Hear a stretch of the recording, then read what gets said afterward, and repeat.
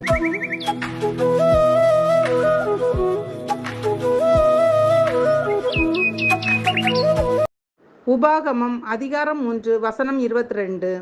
அவர்களுக்கு பயப்படீர்களாக, உங்கள் தேவனாகிய கர்த்தர் தாமே உங்களுக்காக யுத்தம் பண்ணுவார் என்று சொன்னேன்.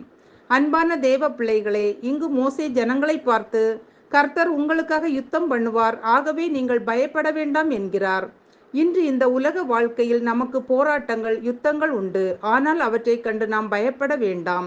நமக்காக யுத்தம் பண்ணுவேன் என்று கர்த்தர் சொல்லுகிறார். அப்படியானால் நம் தேவன் எவ்வளவாய் நம்மை நேசிக்கிறார் என்பதை சிந்தித்து பார்ப்போம்.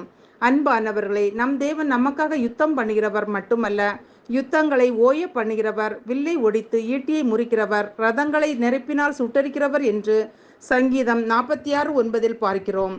மேலும் நமக்கு யுத்தம் பண்ண பலன் தருகிறார். அவர் நம் கைகளை யுத்தத்திற்கு பழக்குவிக்கிறார்.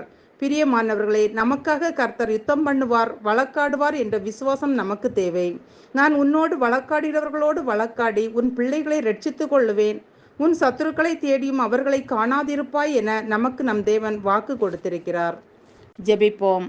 அன்பின் பரலோக பிதாவே, இந்த நாளுக்காகவும் இந்த சத்தத்தை கேட்கிற ஒவ்வொருவருக்காகவும் உமக்கு நன்றி அப்பா.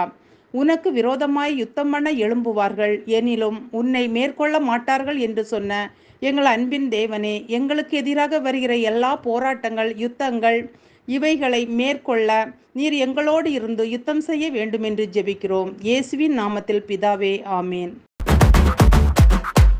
கர்த்தர் எனக்காய் யுத்தம் செய்வார், குறித்த காலத்தில் நன்மை செய்வார்.